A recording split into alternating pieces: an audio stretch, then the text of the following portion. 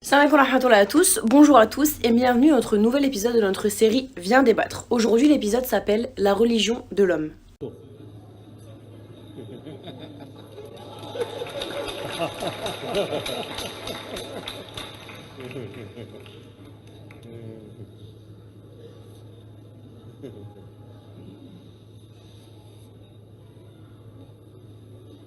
Elsa, my tongue.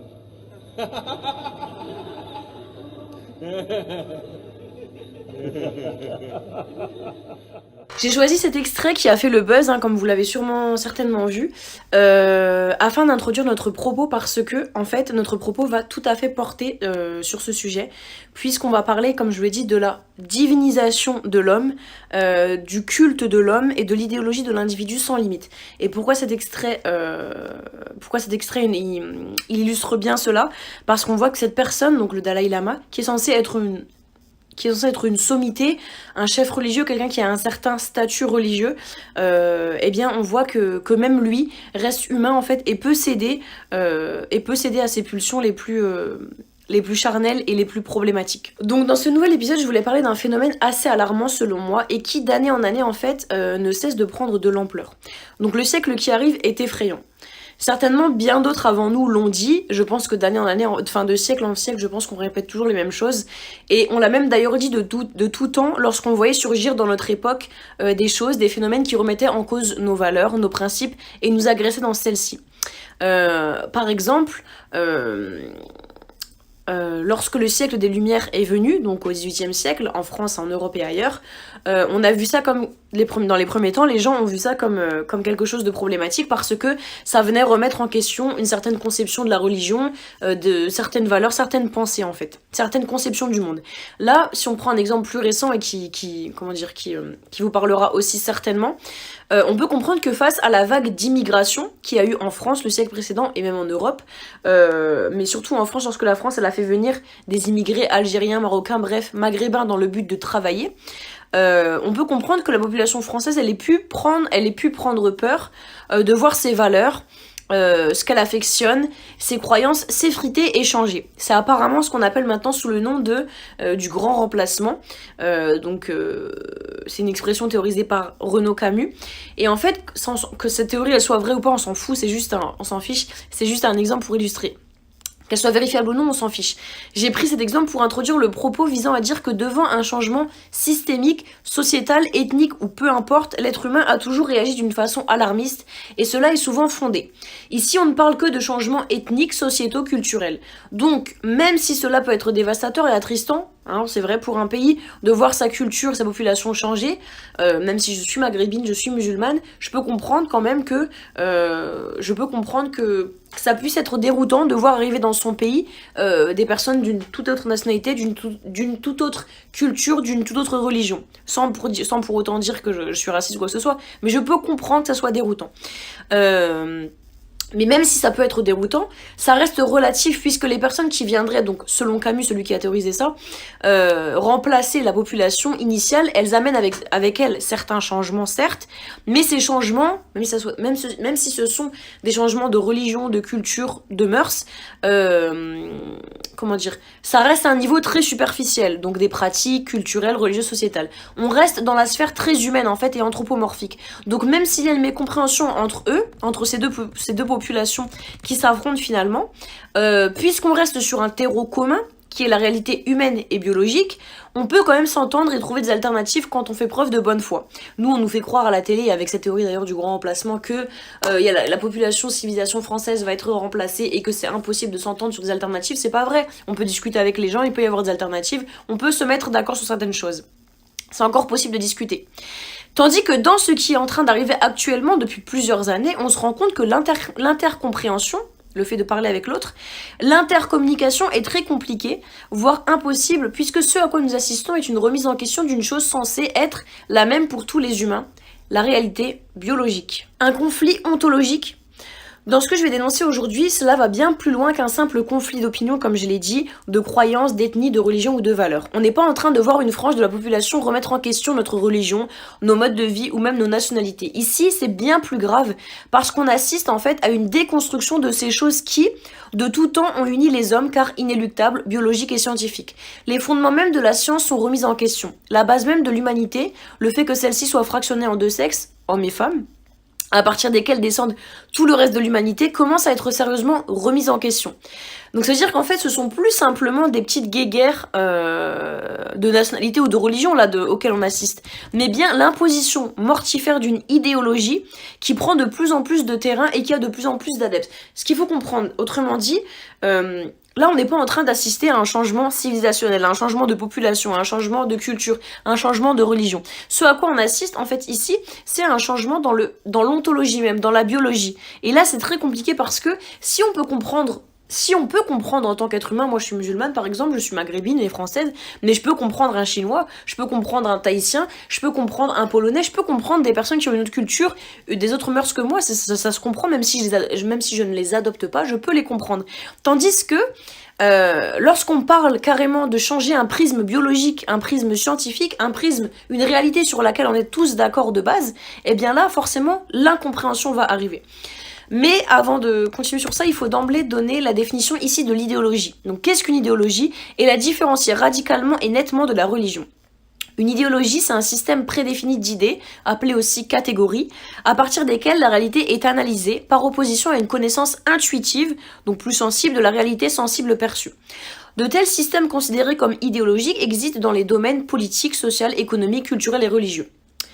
Néanmoins, si l'idéologie se base sur des concepts et des principes, la religion, elle, se base sur des textes. De ce que je comprends, donc si l'idéologie, elle traite du système d'idées à la base d'une théorie économique ou politique, par exemple l'idéologie marxiste, l'idéologie communiste, la religion, elle traite des coutumes et des mœurs d'une communauté particulière en termes de croyances en des pouvoirs surhumains. Je sais pas si vous avez compris, mais on va développer. D'un autre côté, l'idéologie ne traite pas des coutumes et des mœurs d'un groupe social en termes de pouvoir surhumain ou de divinité. C'est-à-dire que dans l'idéologie, on reste vraiment dans l'économie, la politique, dans des choses très sociétales. En plus de ces définitions, moi personnellement, j'ajouterais, parce que ici, comme je vous rappelle, la série c'est bien débattre, donc je donne mon avis. Je ne dis pas encore une fois, parce que je sais que le fait que je porte un voile, on pense que je suis en train de donner des avis religieux. Je ne parle pas de religion. Je parle de mon avis en tant qu'être doué d'intelligence et en tant que personne qui réfléchit. J'ajouterais personnellement à la définition de l'idéologique qu'elle se caractérise souvent par le fait qu'elle n'accepte que très mal la critique, l'opposition, la remise en question d'elle-même. Les personnes qui supportent une idéologie refusent très souvent le débat de façon générale et vous catégorisent immédiatement comme étant contre eux. Ce qui la différencie à nouveau de la religion. Les croyants ne pensent pas que le reste du monde est contre eux, à part certains qui vivent dans une grande théorie du complot. Mais sinon non. Donc ainsi pour continuer d'être dans la mouvance actuelle, si on parle d'idéologie actuelle, on va encore me dire que je parle de la même chose, mais c'est parce qu'en fait je parle de l'actualité tout simplement. On peut parler d'une idéologie transgenre ou LGBT et même d'une idéologie woke, car de façon générale, si vous n'adhérez pas à leur théorie du genre, si vous n'adhérez pas à tout ce qu'on voit un peu dans ce monde du wokisme, si vous persistez à penser qu'il n'y a que deux sexes en suivant logiquement la réalité biologique, si vous refusez d'adopter leur terminologie, c'est-à-dire leur façon de parler, tous les termes qu'ils inventent, toujours plus délirantes et ridicules, alors vous êtes contre eux. Vous leur voulez du mal, vous êtes envoyés pour leur empoisonner la vie. Donc la cohabitation sur Terre, à partir de là, elle est donc selon eux impossible, selon eux. Et ça, c'est le propre d'une idéologie, à mon sens, c'est de refuser qu'on refuse ce qu'elle propose, ou plutôt ce qu'elle impose. Moi, je refuse ce qu'elle impose, donc c'est ça qui fait que je refuse ce qu'elle impose, donc forcément, je suis contre eux. Alors que non, on est tous des êtres humains. Moi, comme je vous ai dit, je suis musulmane. Dans ma famille, ils ne sont pas musulmans. Il y a des personnes qui sont bouddhistes, il y a des personnes qui... Mais on cohabite tous ensemble sur Terre, enfin, on n'est pas tous en train... Alors bien sûr, il y a des guerres de religion, mais de façon générale, les êtres humains savent cohabiter quand même. Mais pour eux, non. Pour eux, si vous n'êtes pas avec eux, vous êtes contre eux. Avoir un drapeau que l'on érige absolument partout, vous voyez bien duquel je parle, faire de la propagande dans les films, dans les publicités, dans les mass médias de façon intense et même de l'aveu de certains de leurs adeptes, parce qu'on m'a dit, il y a certaines personnes de cette idéologie qui m'ont dit que pour elles c'était ridicule, que ça en faisait beaucoup trop. ridicule et même décrédibilisant. Donc tout ça c'est le propre de l'idéologie. Faire tout ça c'est le propre de l'idéologie. Et vouloir se faire passer pour une réalité biologique alors même que la science et la réalité biologique démontrent que non, par tous les biais possibles, relève aussi de l'idéologie. Vouloir s'immiscer absolument partout, par tous les moyens, sans aucune subtilité et en s'acharnant sur les gens qui refusent d'accepter, relève de l'idéologie. Voilà, l'idéologie pour moi c'est une pensée, c'est un système politique, économique, c'est un système de pensée très concret qui se développe par des pratiques, par des façons de penser, des pratiques, des modes de vie, et qui n'acceptent pas, surtout j'insiste, pour moi la définition c'est qui n'acceptent pas la critique et qui n'acceptent pas qu'on n'accepte pas. Le prochain point c'est le retour aux idoles. Tout cela, si on rend le propos plus général et sans s'attarder sur une idéologie en particulier, là j'ai parlé de wokisme, de LGBT parce que c'est ce qu'on voit en ce moment, hein. C'est pas parce que j'ai quelque chose contre eux, c'est parce que j'ai quelque chose contre eux quand même, parce que dans leur façon, comme je l'ai dit, d'être dans la propagande en permanence, ça me dérange beaucoup. Mais on se rend compte que toutes ces choses, si on parle plus généralement, auxquelles on assiste ces dernières années, participent d'un retour aux idoles. Alors, en parlant de religion, puisque la plupart de mon auditoire, des personnes qui m'écoutent, est musulman, vous savez de quoi je parle quand je dis les idoles, il faut dire que nous qui pensions avoir enterré les idoles par le biais notamment d'Ibrahim alayhis salam, qui a été cassé les idoles, qui a été cassé les statues, on se rend compte qu'on est en fait en train d'assister passivement à leur résurgence, la résurgence des idoles, le fait qu'ils reviennent. On assiste à leur remise au goût du jour en érigeant finalement rien d'autre que l'homme lui-même, l'être humain, comme sa propre idole, l'être humain comme sa propre statue, l'individu, a'oudou billah, comme son propre dieu. L'être humain est en train de remplacer progressivement Dieu par le culte de sa propre personne. Il est évident que c'est bien et c'est même noble de louer l'être humain, ses progrès moraux, comme technique, ses prouesses, ses réussites, son avancée dans la science, mais dans une certaine mesure et surtout en restant à sa place. Et c'est ça qui manque de plus en plus ces dernières années, c'est pour ça que je trouve ça alarmant, le constat, comme je vous l'ai dit en début de vidéo, c'est qu'on ne sait plus rester à notre pauvre place d'être humain. Même une personne non croyante, un tant soit peu équilibrée, tiendrait ce discours. En fait, ça n'a rien à voir avec la religion, finalement. C'est qu'on peut vanter les mérites de l'être humain, mais en dernier ressort, il reste bel et bien humain, donc limité.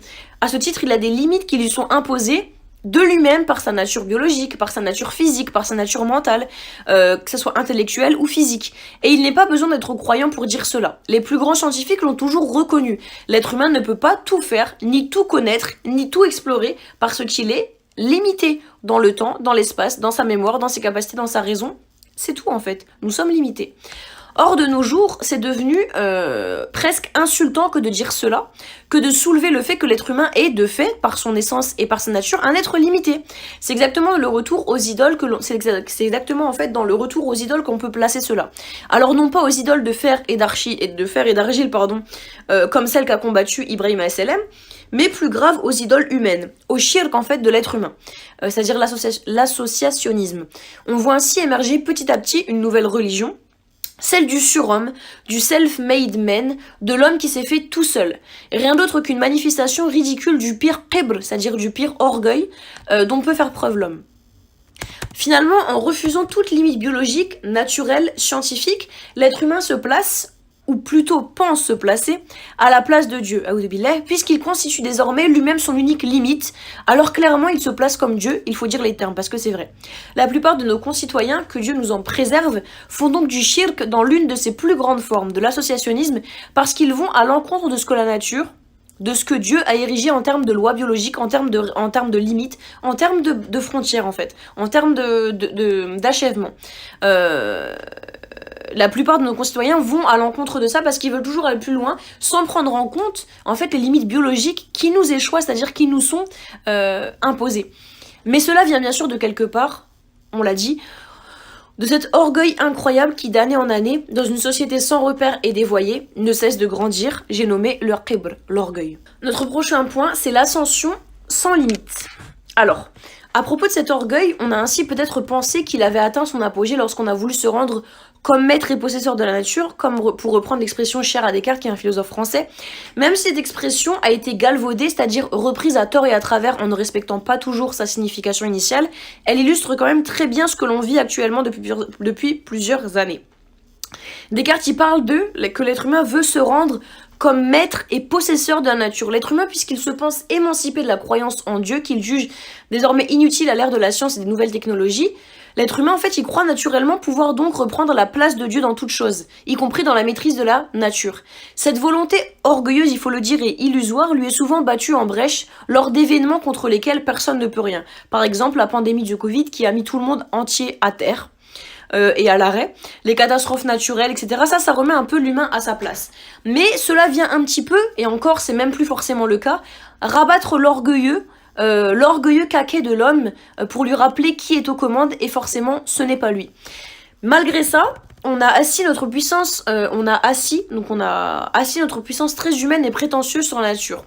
C'est-à-dire qu'on a mis notre siège, le siège de notre puissance, de notre orgueil, on l'a mis sur la nature, la biologie, les lois du vivant, le règne animal, le climat, en les asservissant, c'est-à-dire en rendant toutes ces choses-là esclaves, en rendant toutes ces choses-là à notre service, au service de notre technique. Et désormais, puisque l'égarement continue toujours jusqu'à s'égraser lui-même, l'orgueil humain a atteint son apogée, elle arrive à lui-même. Après avoir asservi la nature, le climat, le règne animal, la biologie, les lois du vivant, en fait maintenant l'être humain il va aller plus loin, c'est pour ça qu'on a dit l'ascension sans limite, puisqu'il veut que ça s'applique à lui-même.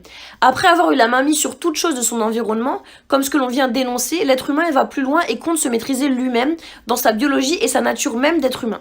Comme le dit le philosophe Heidegger dans son ouvrage magistral Être et temps, qui a été fortement inspiré par Husserl, un autre philosophe, bref, il dit, Heidegger: nous avons contraint la nature à produire connaissance et énergie, mais nous n'avons pas accordé à la nature, à ce qui est vivant et se cache en elle, une écoute patiente et une demeure. Ainsi, nos technologies masquent l'être au lieu de l'amener à la lumière. La technologie est maintenant, à de nombreux égards, un cauchemar qui menace d'asservir ou même de détruire son créateur, c'est-à-dire l'homme. La technicité fausse a mené l'humanité au bord du gouffre de la dévastation écologique. Donc là, on va parler d'écologie, mais juste ce qu'il dit à Heidegger, c'est que après avoir asservi à la nature, après l'avoir sommé, c'est-à-dire après lui avoir ordonné à la nature de nous livrer toutes ses ressources, le pétrole, le gaz, le machin, après s'être imposé comme unique détenteur de ses fruits et de ses ressources à la nature, l'être humain tente désormais donc dans un effort qui est bien sûr vain, c'est-à-dire inutile, mais qui l'aveugle, leur qibl aveugle les gens, il tente de se hisser au rang de Dieu, de se dépasser lui-même, de dépasser sa propre condition, pourtant elle, bel et bien finie, biologique et mortelle.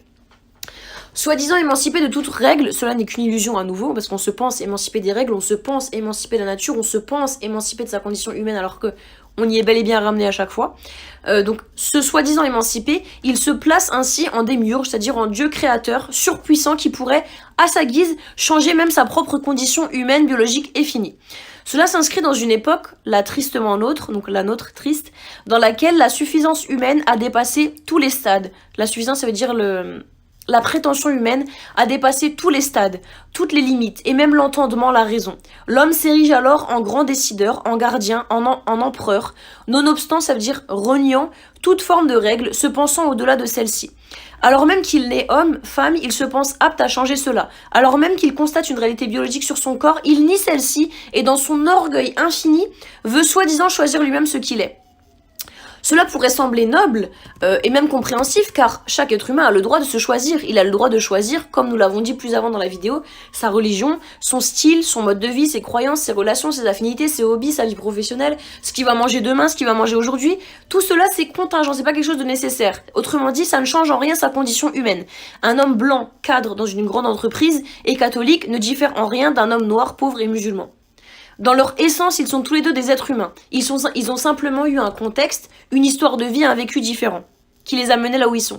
Mais cela devient ridicule quand ce choix ne se porte plus sur le style, la croyance, la religion, le mode de vie, mais sur des choses qu'on ne peut pas, par définition, changer. C'est-à-dire la réalité biologique. Là, ça devient ridicule. Et c'est ce à quoi nous sommes en train d'assister depuis plusieurs années, malheureusement. Notre point prochain, c'est la vaine et orgueilleuse illusion. Évidemment, tout cela n'est, comme on le sait en tant que doué d'intelligence, comme nous appelle Allah subhanahu wa ta'ala, tout cela n'est qu'une vaine et illusoire volonté. La nature reprend toujours ses droits et Allah, Dieu, ne laisse jamais un orgueilleux régner bien longtemps. Il le fait se perdre, s'enfoncer encore plus dans sa bêtise, devenir étranger à lui-même et finit par être humilié parce qu'il pensait précisément maîtriser. Non, tu n'es pas en capacité d'avoir les pleins pouvoirs sur toute chose. Non, tu ne connais pas toute chose. Non, tu n'es pas le centre du monde. Oui, ton corps et ses logiques t'échappent. Oui, ta psychologie, ton mental, même ta propre connaissance te dépasse. À ce point d'éloignement, la fitra, la saine nature avec laquelle Dieu nous a tous fait naître, est devenue pour ces personnes une chose si étrangère qu'ils ne semblent jamais l'avoir connue. La fitra, cette saine nature avec laquelle Dieu nous a fait venir au monde, qu'il nous enjoint de chérir et de retrouver via notre pratique spirituelle, en polissant nos cœurs, en les décrassant, en les purifiant, en leur faisant retrouver leur nacre d'antan. Donc cette fitra est enfuie sous les milliers de couches des maladies du cœur. Et dans le cas de ces personnes, la maladie qui s'étend le plus et recouvre le plus leur cœur n'est rien d'autre que l'orgueil, leur qib, comme on l'a dit, démesuré, infini, dévastateur, au point de penser que eux-mêmes puissent avoir un impact et un pouvoir sur leur nature humaine. Tout ce qui est d'origine biologique ou simplement humain est rejeté car précisément peut être trop humain à ceux qui veulent se mettre à la place de Dieu, a'oudou billah. Cela n'est rien d'autre finalement quand on regarde cette société dans laquelle l'individu et ses désirs matériels, charnels est le centre de tout. Quand on regarde cette société-là, du coup, c'est rien d'autre en fait que le désir personnel au centre de toute chose. À la place du spirituel, du religieux, de la foi, ou même simplement pour parler plus généralement, à la place du sacré, on peut parler de sacré sans parler forcément de religion, hein, bien sûr, on a placé le désir humain. Ce constat est extrêmement simple à effectuer, mais vraiment allez n'importe où, vous le verrez. Allumez juste la télé, juste pour la regarder, ensuite vous éteignez la télé et vous la vendez, vous la brûlez. Vous n'avez pas de télé chez vous, d'accord? Allumez la télé, sortez dans la rue, rendez-vous dans des centres commerciaux et vous verrez. On a mis au cœur de toute préoccupation, mais vraiment, le désir humain matériel, le désir charnel, la consommation aveugle et infinie, à travers l'alimentation, la sexualité, l'habillement, toute chose en fait, à travers toute chose, on a mis le désir humain comme central. On a absolument investi tous les champs de l'existence humaine par le désir et la consommation. Vraiment, quand on regarde la télé maintenant, ou quand on regarde les médias, bref, n'importe où, on voit que la préoccupation principale, c'est manger, s'habiller, consommer, consommer, consommer, consommer et consommer. Acheter, acheter, acheter, acheter. C'est plus que ça, en fait. Plus de place, en fait, pour autre chose. Plus de place pour la verticalité. On n'est que dans l'horizontalité. Dans l'horizontalité, c'est-à-dire le prosaïque. On n'est plus dans la verticalité. On n'a plus de place pour la verticalité, pour le divin, pour la spiritualité. Encore une fois, c'est pas forcément la religion, la spiritualité, juste le souffle, en fait. Quelque chose qui n'est pas matériel. Tout est devenu matériel, matérialisable, consommable. Et on veut du concret, on veut palper, on veut toucher, on veut tout avoir maintenant et tout de suite. On ne veut plus attendre et on ne veut surtout plus de limites. L'homme est devenu, en fait, avec le temps, si on constate, un petit enfant capricieux et impatient qui exige et qui ordonne. C'est-à-dire tout cela mène malheureusement en fait à un constat très amer que l'on ressent physiquement avant d'en énumérer le concept. Donc est-ce que vous n'avez pas l'impression, avant que je dise quel est ce constat, ne trouvez-vous pas en fait que ces dernières années il y a quelque chose dans l'air qui a changé? Moi je trouve, sans être complotiste, mais des fois je le suis un peu, mais je pense que des fois j'ai raison de l'être. Est-ce que vous trouvez pas que tout ce qui était beau, tout ce qui était noble, tout ce qui était valeureux, tout ce qui était respectable, qu'on parle encore une fois de religion ou pas de religion, tout ce qui avait de la sacralité, tout ce qui était sacré en fait, est-ce que vous trouvez pas que ça a été désormais piétiné, un petit peu moqué, ringardisé? Ne trouvez-vous pas en fait que tout perd de sa valeur, que le respect s'en va de plus en plus, que ce soit pour nos anciens, pour nos religions, pour l'être humain tout simplement, même pour le corps en fait. Avant le corps c'était un sanctuaire, le corps c'était le sanctuaire du sacré, sans parler encore une fois de pudeur ou de virginité. Le corps, il y avait une dignité au corps en fait quand même. Et maintenant, tout est devenu prosaïque, en fait on ne respecte plus rien, même le corps il n'a plus de dimension sacrée. Est-ce que vous trouvez pas qu'on ressent dans l'air quelque chose de malsain, que l'altruisme se perd, tandis que l'individualisme gagne toujours plus de terrain? C'est ce que j'ai nommé, comme bien d'autres l'ont fait avant moi, la désacralisation. La désacralisation, en fait on a ainsi notre époque a rendu plutôt la notion de Dieu comme un concept vain, ringard, illusoire et qui ne sert plus à rien. Il y a quelques siècles déjà on se disait on a trouvé la science, à quoi donc peut servir Dieu? Et maintenant c'est encore pire, astaghfirullah, c'est que, ou encore mieux pour certains, on a trouvé l'homme, le surhomme.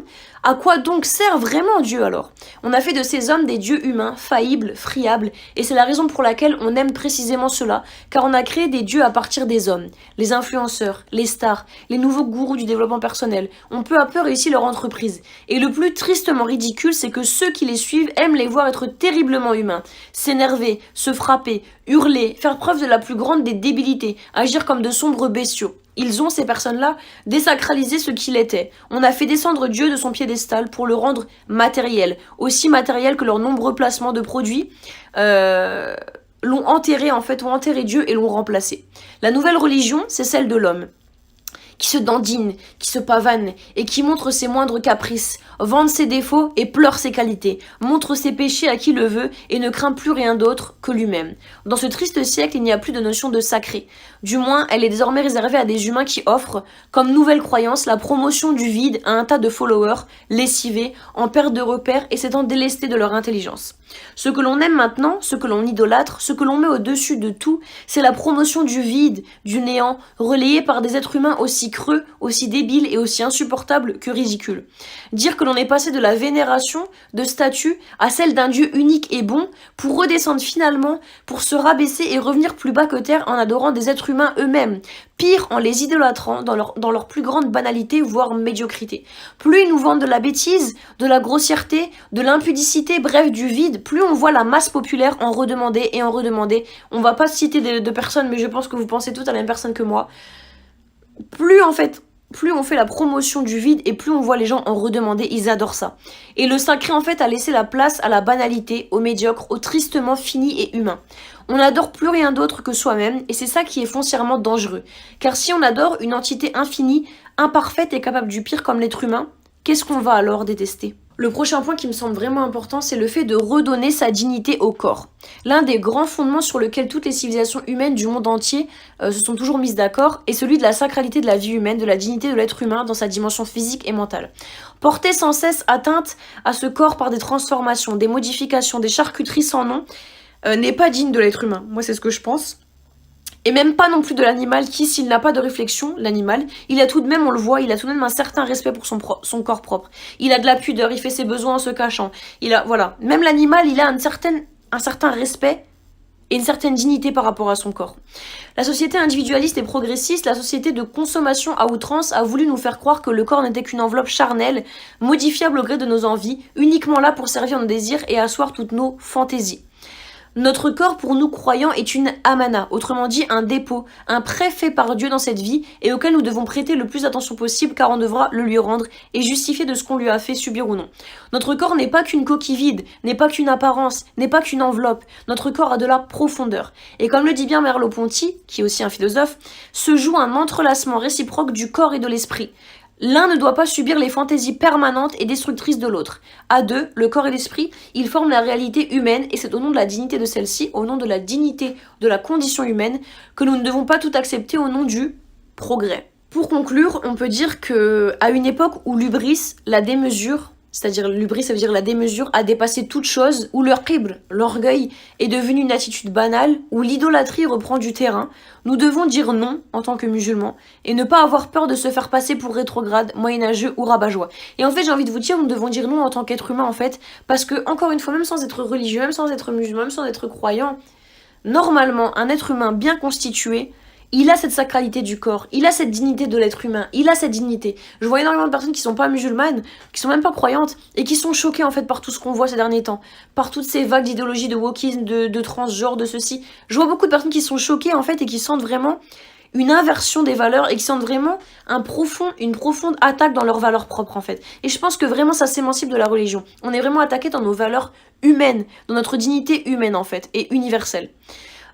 Comme le disait Rousseau, le progrès technique ne va pas toujours de pair avec le progrès moral. Et à l'heure où on en arrive à pouvoir changer les réalités biologiques, à pouvoir ou à vouloir changer les réalités biologiques, on se rend paradoxalement compte que l'être humain va très mal moralement, que l'humanité touche ses heures les plus sombres, que la dépression se classe dans les premières maladies desquelles l'humain est touché. Alors même que l'on est dans une apogée au niveau des progrès techniques et scientifiques, on se rend compte que moralement, spirituellement, l'être humain est au plus bas. L'être humain touche à la plus grande des tristesses dans ces dernières années. Être ouvert d'esprit ne signifie pas suivre le progressisme infini et dangereux que nous vend la société actuelle. Être tolérant ne signifie pas accepter tout ce que l'on nous vend sous peur d'être traité de conservateur. Vivre avec son temps ne signifie pas dire amen à des choses qui vont à l'encontre de nos valeurs humaines et universelles, sans même parler de religion. Je pense qu'ici, vraiment, cette vidéo, elle touche tout le monde. Et tâchons, comme nous l'exhorte Dieu, parce que finalement, je m'adresse quand même à des personnes qui ont une croyance, plus qu'à d'autres, bien sûr, parce que je le suis. Tâchons, comme nous l'exhorte Dieu, et finalement, si on y réfléchit bien, notre condition humaine, universelle, tâchons de renouer avec notre saine nature. Nous, on l'appelle fitra, les musulmans, mais cette saine nature, tout le monde l'a en fait. Tâchons de renouer avec cette harmonie plénière dans laquelle nous bercions étant petits, cet âge d'or dans lequel esprit et corps ne faisaient qu'un sans céder aux sirènes délirantes de cette société mortifère et illimitée.